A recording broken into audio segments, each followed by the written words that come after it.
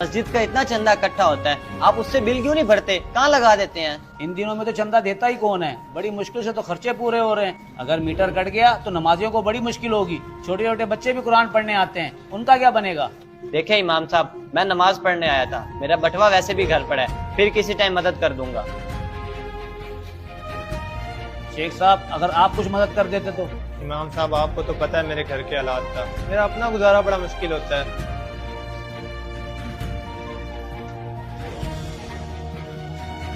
कारी साहब, बिल के पैसे तो पूरे हुए नहीं, अब हम क्या करें? हाँ, किसी ने भी मदद नहीं की, अब पता नहीं क्या बनेगा। कारी साहब, आप कहें तो हम मल्ले से चंदा इकट्ठा करें। नहीं बेटा, ऐसे घरों में जाके चंदा मांगना अच्छी बात नहीं है, और आपके घर वाले भी एतराज करेंगे। कारी साहब, मीटर गाड़ी का तो बड़ा मसला हो जाएगा। बेटा, आप लोग परेशान ना हो, अल्लाह कोई ना कोई हल निकाल देगा।